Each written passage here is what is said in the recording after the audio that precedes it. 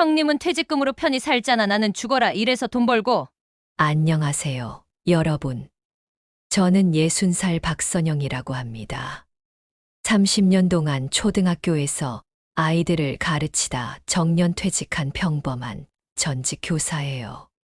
오늘 제가 여러분께 들려드릴 이야기는 아마도 우리 또래라면 누구나 공감하실 명절의 아픈 기억과 그 끝에 찾아온 통쾌한 반전에 대한 제 경험담입니다. 솔직히 말씀드리면 지금까지는 참고 넘겼던 일들이었는데요. 하지만 결국 참다 터진 순간이 왔고 그 결과가 글쎄요, 여러분도 끝까지 들어보시면 정말 속이 시원해지실 거라고 확신합니다. 제 이야기는 명절부터 시작해야겠네요. 여러분도 아시다시피 우리 나이가 되면 명절이 그리 반갑지만은 않죠. 특히 며느리 입장에서는 더욱 그렇고요. 저는 결혼한 지 25년이 되었는데 그동안 한 번도 빼먹지 않고 명절 준비를 도맡아 해왔습니다. 매번 똑같은 패턴이었어요. 명절 사흘 전부터 장보기 시작해서 이틀 전부터는 나물 다듬고 무치고 명절 전날에는 밤늦게까지 전 부치고 그리고 당일 새벽 4시면 어김없이 일어나서 탕 끓이고 마지막 손질하는 거죠. 손목은 저리고 어깨는 결리고 발은 퉁퉁 부어도 혼자서 다 해냈어요. 시어머니께서 연로하셔서 거의 도움을 받을 수 없었거든요. 남편은 남자들이 다 그렇듯이 설거지나 조금 도와주는 정도였고요. 그런데 정말 화가 나는 건 저희 시동생 댁이었습니다. 특히 시동생의 아내인 오지연 씨는 정말 말하기도 싫지만 제가 20년 넘게 속을 썩여온 장본인이에요. 올케 지연 씨는 미용실을 운영하고 있어요. 규모가 꽤 큰 미용실이라고 늘 자랑하더군요.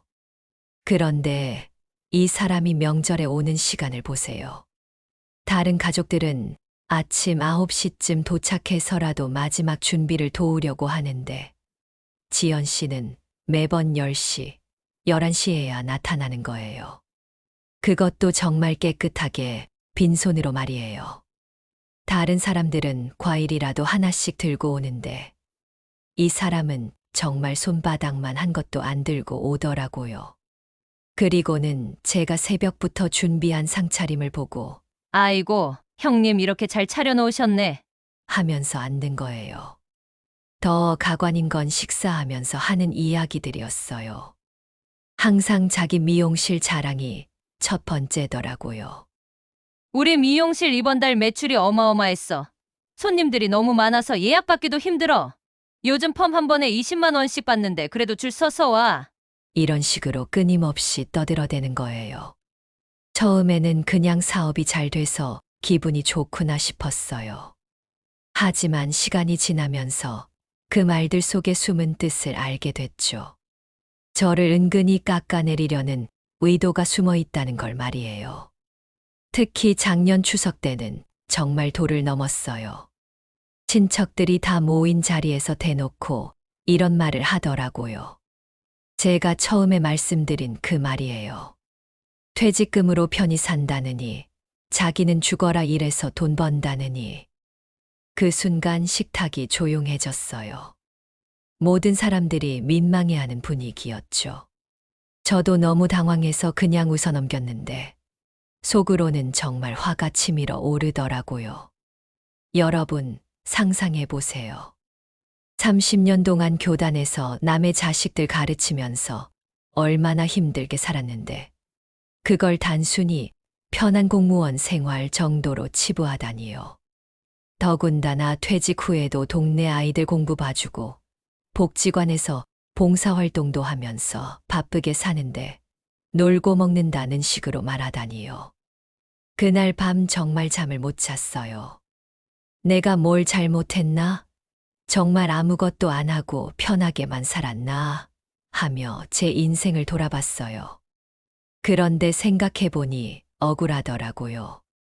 남들 다 쉴 때 아이들 위해 밤늦게까지 숙제 봐주고, 주말에도 학교 나가서 행사 준비하고, 방학 때도 연수 받으러 다니고, 퇴직 후에도 마찬가지예요. 동네 한부모 가정 아이들 무료로 공부 가르쳐 주고, 복지관에서 어르신들 한글 교실 봉사하고, 독거노인분들 안부 확인하러 다니고, 이런 게 정말 놀고 먹는 일인가요? 그때 문득 이런 생각이 들었어요. 더 이상 당하고만 있을 수는 없다. 올해 명절은 다르게 해보자. 내가 어떤 사람인지, 지금까지 어떻게 살아왔는지 제대로 보여주자. 사실 그동안 일부러 드러내지 않았던 일들이 많았거든요. 조용히 봉사하는 게 좋다고 생각했고, 자랑하는 건 별로라고 생각했어요. 하지만 이제는 달라야겠다는 생각이 들었죠. 여러분, 정말 궁금하지 않으세요? 제가 어떻게 올케 20년 넘은 허세를 한 방에 무너뜨렸는지, 그리고 그 결과가 어떻게 됐는지. 지난번 그 추석 사건 이후로 제 마음속에는 뭔가 단단한 결심이 자리 잡기 시작했어요. 하지만 그런 마음을 품고 있을 때 또 다른 사건이 터졌습니다. 그해 정월대 보름이었어요. 여러분도 아시겠지만 우리 나이가 되면 명절이 아니어도 이런 절기 때마다 가족들이 모이곤 하잖아요. 저희도 마찬가지였고요. 이번엔 간단하게 오곡밥이라도 해서 함께 먹자고 했는데 역시나 준비는 제 몫이었어요. 그날도 새벽부터 일어나서 콩, 파트초, 수수, 찹쌀로 오곡밥을 지었어요. 나물도 몇 가지 무치고 간단한 국도 끓였죠. 예전에는 이런 일이 그냥 당연하다고 생각했는데 추석 사건 이후로는 뭔가 다르게 느껴지더라고요. 내가 왜 매번 혼자 이 모든 걸 해야 하지? 하는 생각이 자꾸 들었어요. 오전 10시쯤 친척들이 하나둘 모이기 시작했어요. 시어머니, 남편의 형님 내외, 우리 부부, 그리고 예상대로 가장 늦게 나타난 시동생 내외였죠. 지연 씨는 이번에도 역시나 빈손이었어요. 다른 사람들은 최소한 음료수라도 하나씩 들고 왔는데 말이에요. 식탁에 둘러앉아서 식사를 시작했는데 분위기는 평소와 비슷했어요. 시어머니께서 건강 이야기하시고 형님 내외부는 자녀들 근황을 나누시고 그런데 역시나 지연 씨가 입을 열기 시작했어요. 요즘 미용실이 정말 바빠요. 새해 들어서 단골 고객들이 더 늘었거든요. 그러더니 갑자기 저를 쳐다보며 말을 이었어요. 형님은 참 부러워요. 퇴직하고 나서 시간이 여유로우시잖아요. 그 순간 저는 가슴이 철렁했어요. 또 시작이구나 싶었거든요. 하지만 이번엔 참지 않기로 했어요.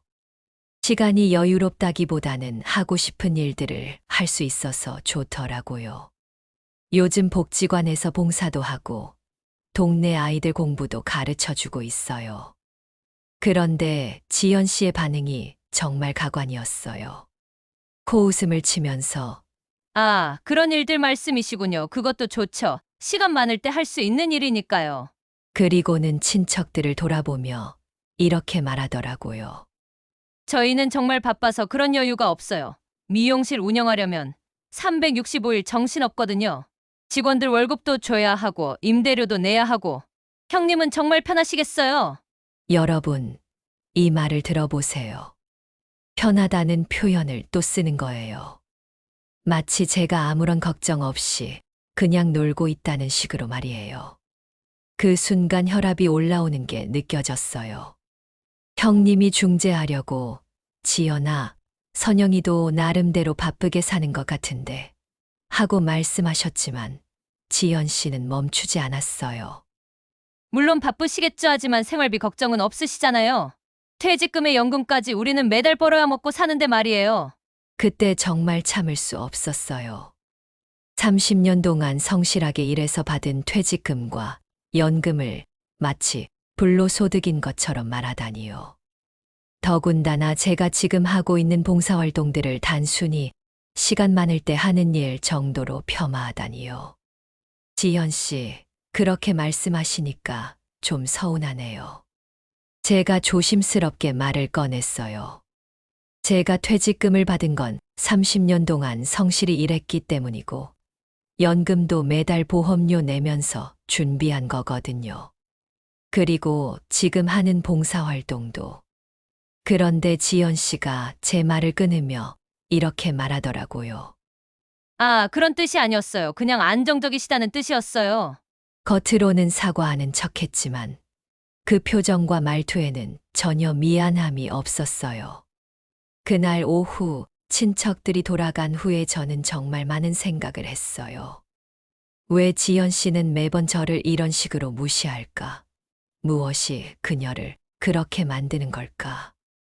곰곰 생각해보니 답이 나오더라고요. 질투였어요. 제가 안정적인 노후를 보내고 있는 것에 대한 질투, 그리고 자신보다 사회적으로 인정받는 직업을 가졌다는 것에 대한 질투 말이에요. 하지만 그 질투를 저를 깎아내리는 방식으로 표현하는 것은 정말 받아들일 수 없었어요.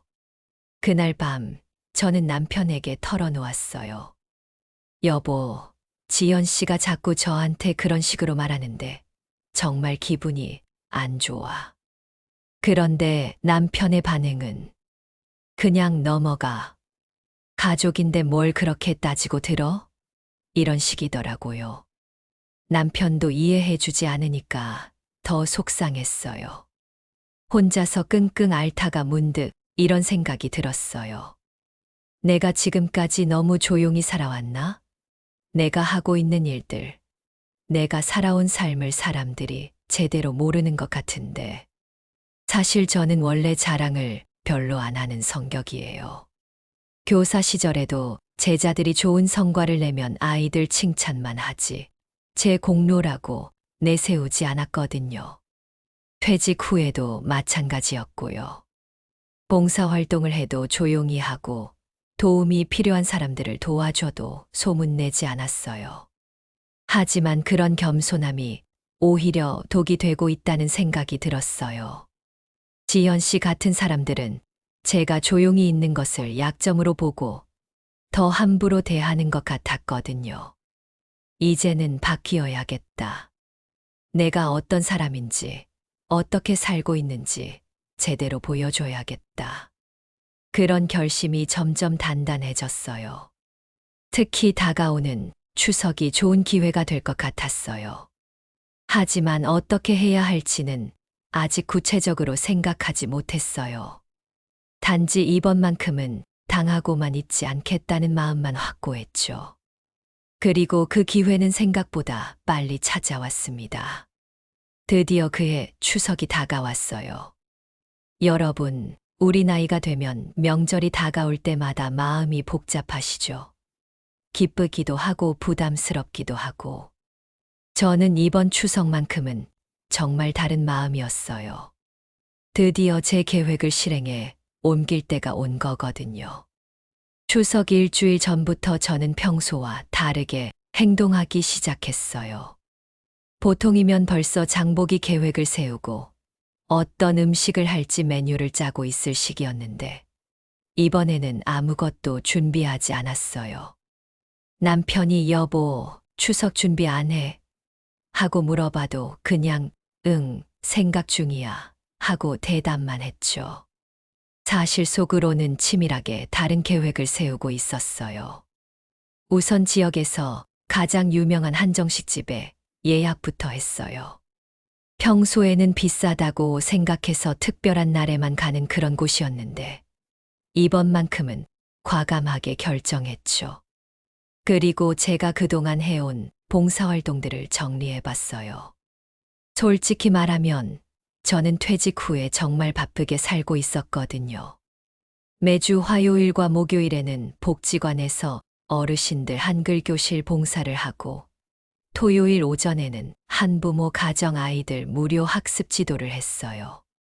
그리고 매달 첫째 주 일요일에는 독거노인분들 집을 방문해서 안부도 확인하고 간단한 집안일도 도와드렸고요. 더 중요한 건 작년에 제가 퇴직금의 상당 부분을 지역 아동센터에 기부했다는 사실이었어요. 당시에는 조용히 했던 일인데 신문에도 작게 났고 지역 방송에서도 다뤄졌더라고요.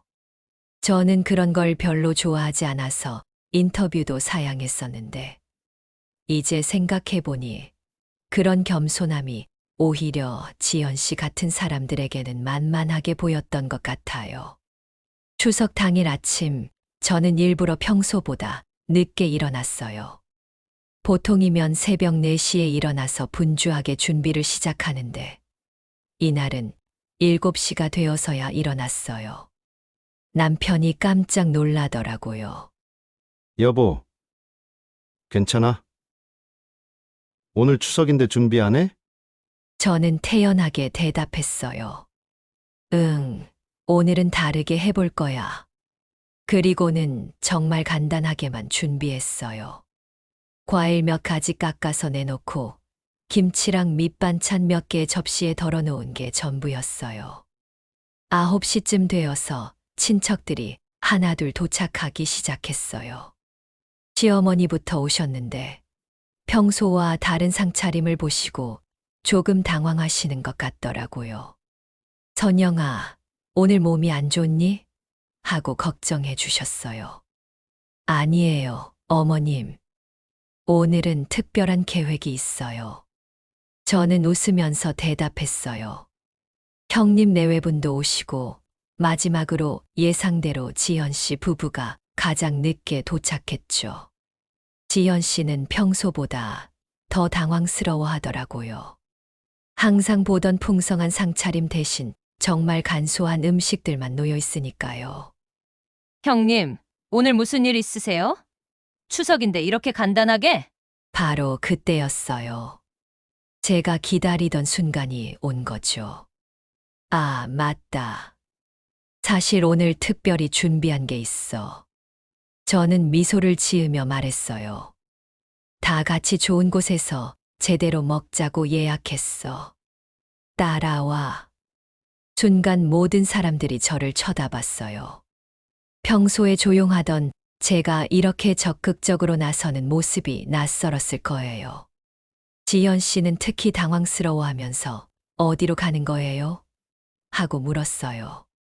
가보면 알지. 오늘은 내가 모든 걸 준비했으니까 따라만 와. 저는 자신감 있게 대답했어요.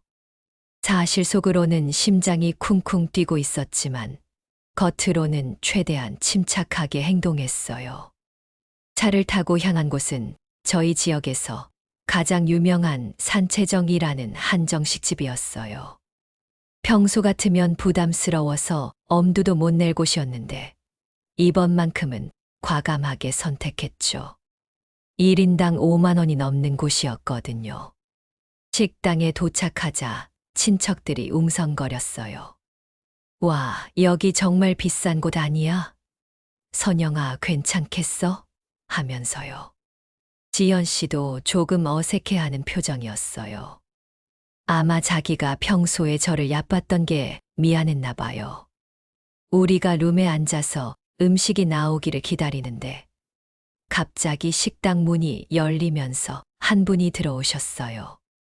정장을 입은 40대 남성이었는데 저를 보자마자 환하게 웃으시면서 다가오시더라고요.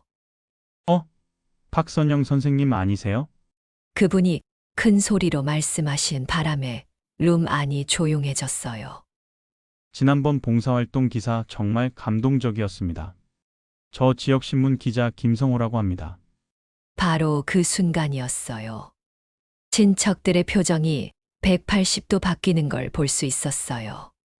특히 지연 씨의 당황스러워하는 모습이란 정말 오랜만에 속이 시원했어요. 기자분이 계속 말씀하셨어요. 선생님 봉사활동 소식이 다른 지역까지 퍼져서 벤치마킹하러 오신 분들도 계시더라고요. 정말 존경스럽습니다. 저는 겸손하게 답변했지만 속으로는 드디어 시작됐구나 하는 생각이 들었어요. 20년 넘게 참아왔던 것들을 이제 조금씩 풀어낼 시간이 온 거죠. 기자분이 나가시고 나니 룸 안의 분위기가 완전히 달라졌어요. 형님이 먼저 말문을 여셨어요. 선영아, 너 신문에 났었구나. 우리는 왜 몰랐지? 시어머니도 우리 며느리가 그런 훌륭한 일을 했는데 왜 말 안 했어? 하시면서 자랑스러워 하셨어요. 지연 씨만 유독 조용했어요. 평소 같으면 벌써 자기 이야기를 늘어놓기 시작했을 텐데 이상할 정도로 입을 다물고 있더라고요. 아마 상황을 파악하느라 바빴나 봐요. 그때 저는 확신했어요. 이제 시작이야. 오늘 끝까지 가보자. 드디어 제 인생의 반전이 시작되고 있었어요.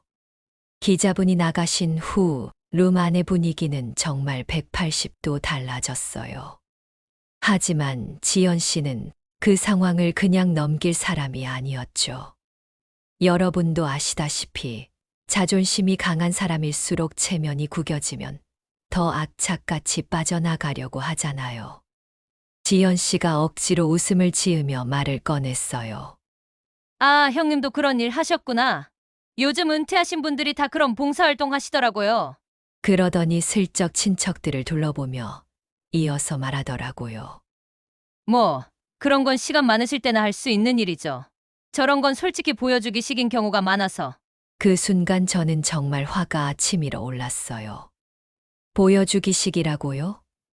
제가 매주 2번씩 복지관 가서 할머니들 한글 가르치는 게, 토요일마다 한부모 가정 아이들 공부 봐주는 게, 독거노인분들 안부 확인하러 다니는 게 전부 보여주기라는 건가요?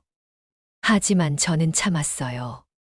아직 제 계획이 다 끝나지 않았거든요. 그냥 조용히 미소만 지었죠. 그런데 바로 그때 정말 기가 막힌 일이 일어났어요. 식당 사장님이 직접 우리 룸에 들어오신 거예요. 50대 중반쯤 되어 보이는 단아한 여성분이셨는데 저를 보자마자 깊게 인사를 하시더라고요. 박선영 선생님, 오늘도 오셨네요. 항상 감사드립니다. 그러시면서 친척들에게도 인사를 하셨어요. 안녕하세요. 저는 이 식당 운영하는 이미경이라고 합니다. 친척들이 어리둥절해하는 사이 사장님이 계속 말씀을 이어가셨어요. 박선영 선생님 덕분에 저희가 매월 무료 급식 봉사를 할 수 있게 됐거든요. 선생님이 후원해 주시는 금액으로 매달 독거노인분들께 도시락을 배달하고 있어요. 그 순간 지연 씨의 얼굴색이 변하는 게 보였어요.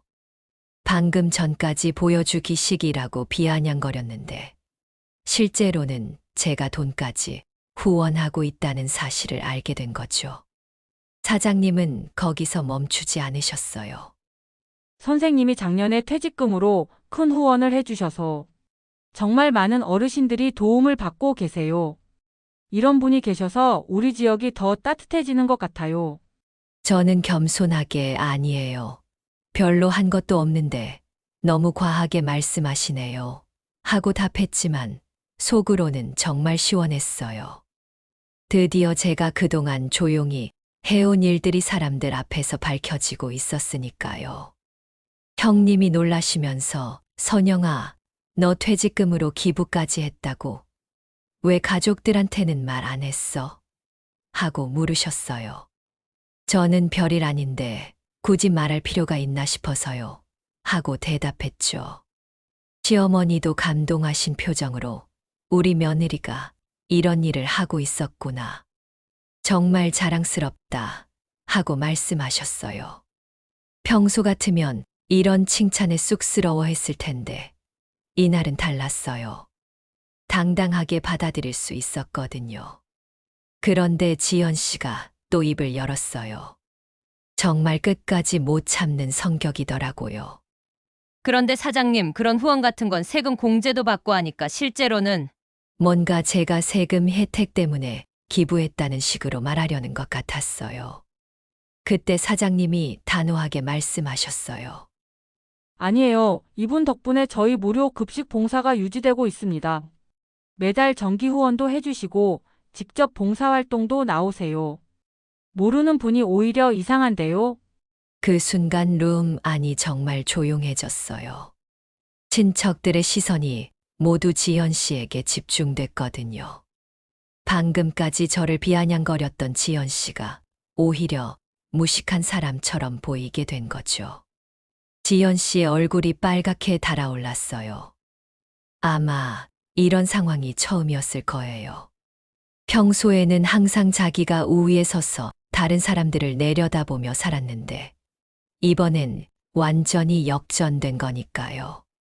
사장님이 나가신 후 친척들이 저를 다시 보는 시선이 완전히 달라졌어요. 존경과 감탄이 섞인 눈빛이었죠. 형님이 선영아, 정말 대단하다. 우리가 몰랐네 하고 말씀하셨고 시어머니도 내가 며느리를 잘못 봤구나. 이렇게 훌륭한 일을 하고 있었는데 하시면서 제 손을 꼭 잡아주셨어요. 그런데 여러분, 그 순간 제가 느낀 감정은 단순한 복수의 쾌감만은 아니었어요. 오히려 좀 복잡했달까요? 30년 넘게 성실히 살아온 제 인생이 드디어 인정받고 있다는 안도감, 그동안 참아온 억울함이 풀리는 시원함, 그리고 동시에 지연 씨를 바라보는 안타까운 마음도 있었어요. 사실 지연 씨도 나름대로 열심히 사는 사람이거든요. 미용실 운영하면서 경제적으로도 어느 정도 성공했고요. 하지만 남을 깎아내리는 방식으로만 자기를 드러내려고 했던 게 문제였죠. 음식이 나오기 시작했는데 지연 씨는 거의 말을 하지 않았어요. 평소 같으면 벌써 자기 미용실 자랑을 늘어놨을 텐데 완전히 기가 죽어 있더라고요. 어쩌다가 말을 해도 형님 정말 대단하세요 하는 식의 어색한 칭찬뿐이었어요. 저는 그런 지연 씨를 보면서 생각했어요. 이제야 내 진짜 모습을 보여줄 수 있게 됐구나. 더 이상 숨길 필요도 겸손할 필요도 없겠어. 그동안 저를 괴롭혔던 열등감 같은 것들이 싹 사라지는 기분이었어요. 하지만 이건 아직 시작에 불과했어요. 진짜 반전은 이제부터였거든요. 사장님이 나가신 후에도 룸 안의 분위기는 계속 어수선했어요. 친척들은 저를 새롭게 바라보고 있었고, 지연 씨는 완전히 기가 죽어서 거의 말을 하지 않고 있었거든요. 하지만 저는 아직 끝내지 않을 생각이었어요. 20년 넘게 참아온 것들을 이번 기회에 완전히 정리하고 싶었거든요. 그래서 식사가 거의 끝나갈 무렵 가방에서 태블릿을 꺼냈어요. 잠깐만요, 여러분. 보여드리고 싶은 게 있어요. 저는 평소와 다른 자신감 있는 목소리로 말했어요. 친척들이 모두 호기심 어린 눈빛으로 저를 바라봤죠. 제가 미리 준비해둔 동영상을 재생했어요. 지리역 케이블 방송에서 제작한 지역사회의 숨은 영웅들 특집 프로그램이었거든요. 화면에 박선영 전 교사, 전 재산 기부 및 봉사활동으로 귀감이라는 자막이 크게 떠올랐어요. 방송 내용은 정말 자세했어요. 제가 퇴직금의 대부분을 지역 아동센터와 독거노인 지원 사업에 기부한 사실, 매주 빠짐없이 하고 있는 봉사활동들, 그리고 30년 교직 생활 동안의 헌신적인 모습까지 모든 게 담겨 있었어요. 특히 제가 가르쳤던 제자들의 인터뷰가 나올 때는 정말 감동적이었어요. 지금은 의사가 된 한 제자가 선생님은 저희에게 단순히 지식만 가르쳐 주신 게 아니라 인생의 방향을 제시해 주셨어요. 어려운 형편의 학생들에게는 개인적으로 도움도 주시고 라고 말하는 장면이었죠. 친척들의 반응은 정말 놀라웠어요. 와, 선영이 이런 일까지 했다고. 왜 이런 걸 우리한테는 말 안 했어? 형님은 완전히 감탄하신 표정으로 선영아, 너 정말 대단한 사람이었구나 하고 말씀하셨어요. 시어머니는 아예 눈물을 글썽이시면서 내가 며느리를 제대로 몰랐네. 이렇게 훌륭한 일을 하고 있었는데 하시며 제 손을 꼭 잡아주셨어요. 평소 별로 감정 표현을 안 하시는 분인데 그날은 정말 진심으로 감동받으신 것 같았어요. 그런데 지연 씨만큼은 얼굴이 완전히 굳어 있더라고요. 평소 그렇게 당당하던 사람이 고개를 푹 숙이고 아무 말도 못하고 있었어요. 아마 그때까지도 제가 이 정도 규모로 사회활동을 하고 있을 줄은 꿈에도 몰랐을 거예요. 방송에서는 제가 후원하고 있는 무료급식소 이야기까지 나왔어요. 매월 정기 후원금을 보내고 있을 뿐만 아니라 직접 가서 배식 봉사까지 하고 있다는 내용이었죠. 심지어 제가 개인적으로 도움을 주고 있는 한부모 가정들의 이야기까지 상세하게 소개됐어요. 동영상이 끝나자 룸안이 잠시 조용해졌어요. 그러다가 형님이 먼저 박수를 치시면서 정말 자랑스럽다, 선영아, 하고 말씀하셨어요. 다른 친척들도 따라서 박수를 쳤고 저는 오랜만에 진심으로 인정받는 기분을 느꼈어요. 사실 이런 걸 자랑하고 싶어서 한 일은 아니었어요. 저는 겸손하게 말했어요. 그냥 제가 할 수 있는 일을 했을 뿐인데 생각보다 크게 다뤄져서 부끄러웠거든요.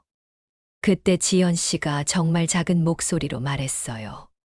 형님, 제가 정말 죄송해요. 그동안 정말 무례했어요. 제가 지연 씨를 알게 된 이후로 처음 듣는 진심 어린 사과였어요. 아니에요, 동서. 사실 저도 이런 일들을 일부러 숨기고 살았던 것 같아요. 조용히 하는 게 미덕이라고 생각했는데 그것 때문에 오해를 받은 것 같기도 하고요. 시어머니가 말씀하셨어요. 선영아, 이런 좋은 일 하면서 왜 말 안 했어? 우리가 너무 자랑스러워했을 것 같은데. 어머님, 사실 말씀드리고 싶기도 했는데 자랑처럼 들릴까 봐서요. 그리고 정말 조용히 하고 싶었거든요.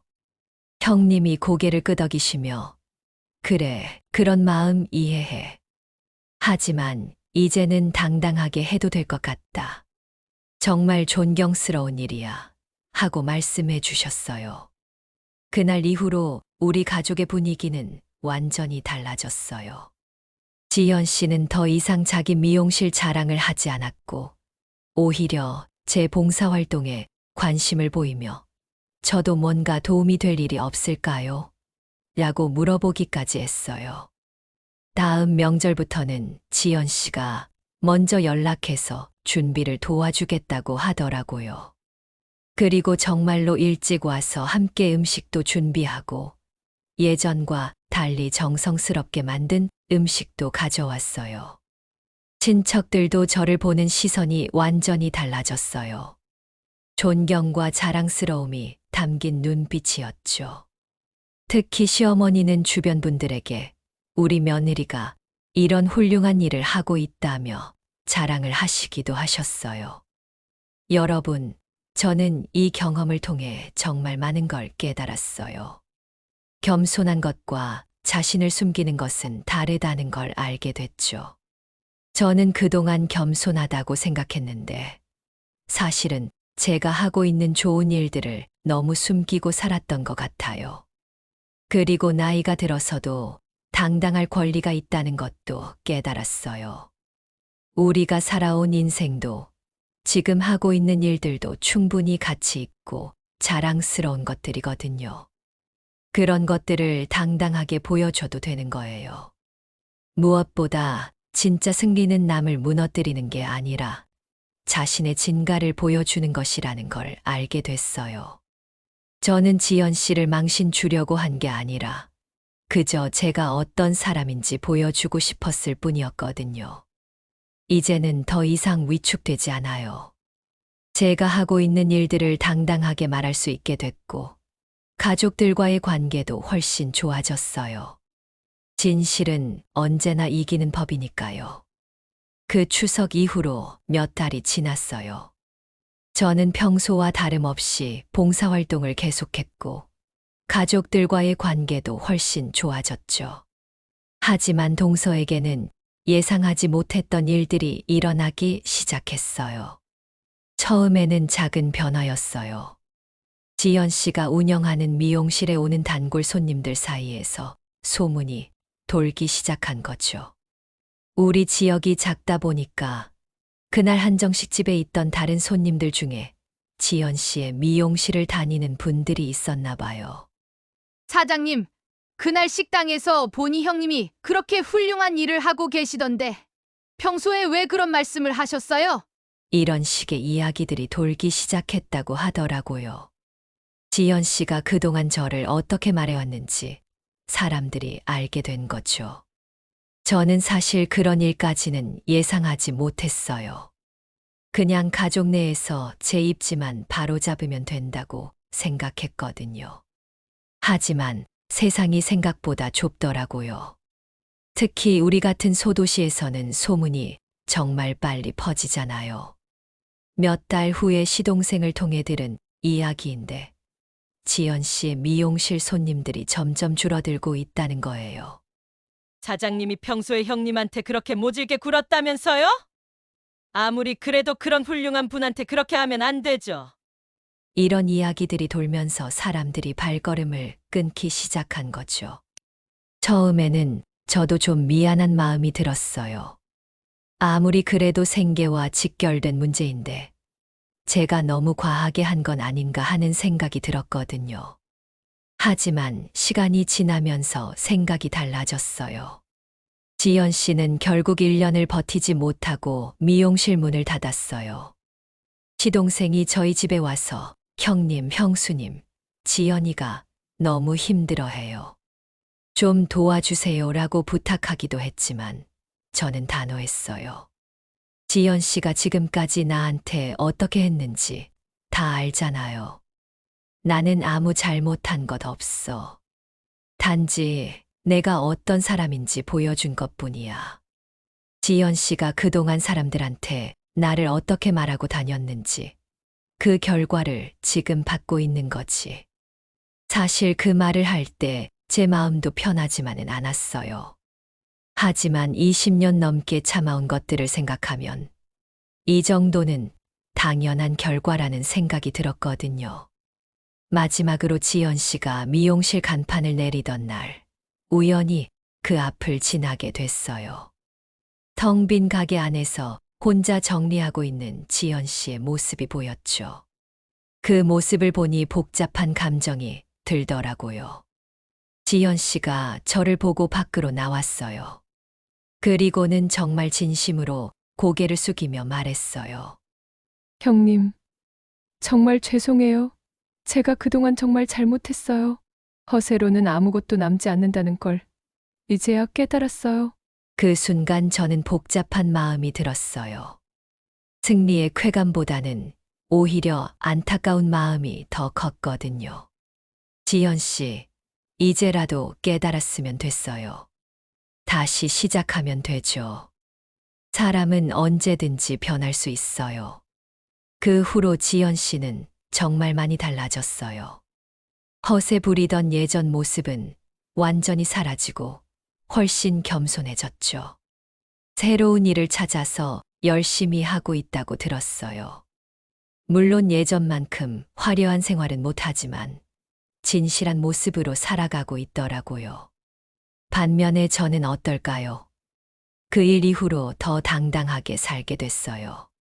제가 하고 있는 봉사활동들을 숨기지 않고 자연스럽게 이야기하게 됐고, 지역사회에서도 더 많은 분들이 저를 알아주시게 됐어요. 특히 좋아진 건 가족들과의 관계예요. 시어머니는 이제 저를 정말 자랑스러워 하시고, 친척들도 저를 존경하는 마음으로 대해주세요. 남편도 여보가 이렇게 대단한 사람인 줄 몰랐다며 더 배려해주고요. 하지만 여러분, 제가 이 이야기를 들려드리는 진짜 이유는 복수에 성공했다는 걸 자랑하려는 게 아니에요. 이 경험을 통해 깨달은 소중한 교훈들을 나누고 싶었기 때문이에요. 첫째, 진정한 자존감은 남을 깎아내리는 것에서 나오는 게 아니라 자신의 가치를 아는 것에서 나온다는 거예요. 지연 씨는 그동안 저를 깎아내림으로써 자신을 높이려고 했지만 결국 그런 허세는 오래 가지 못했어요. 둘째, 겸손함과 자신을 숨기는 것은 다르다는 거예요. 저는 그동안 겸손하다고 생각했지만 사실은 제가 하는 좋은 일들을 너무 숨기고 살았던 것 같아요. 진정한 겸손은 자신의 가치를 알면서도 자만하지 않는 것이지 아예 숨기는 게 아니더라고요. 셋째, 우리 또래도 충분히 당당할 권리가 있다는 거예요. 나이 들었다고 해서 젊은 사람들에게 밀려나거나 무시당할 이유는 없어요. 우리가 살아온 인생도 지금 하고 있는 일들도 충분히 가치 있고 존경받을 만한 것들이거든요. 혹시 지금 저와 비슷한 상황에서 고민하고 계신 분들이 있다면 이런 말씀을 드리고 싶어요. 더 이상 참지만 말고 당당해지세요.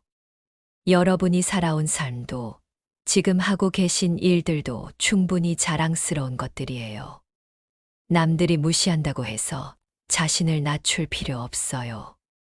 오히려 더 당당하게, 더 자신 있게 사세요.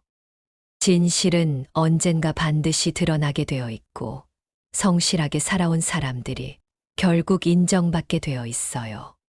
그리고 가장 중요한 건 진정한 승리는 남을 무너뜨리는 게 아니라 자신의 진가를 보여주는 것이라는 거예요. 저는 지연 씨를 망신 주려고 한 게 아니라 제가 어떤 사람인지 보여주고 싶었을 뿐이었거든요. 여러분도 용기 내세요. 당당하게 사시고 여러분의 가치를 알아봐 주지 않는 사람들에게는 보여주세요. 여러분이 어떤 사람인지를 말이에요. 분명히 좋은 결과가 있을 거예요. 진실한 삶을 사는 사람이 결국 승리하게 되어 있으니까요.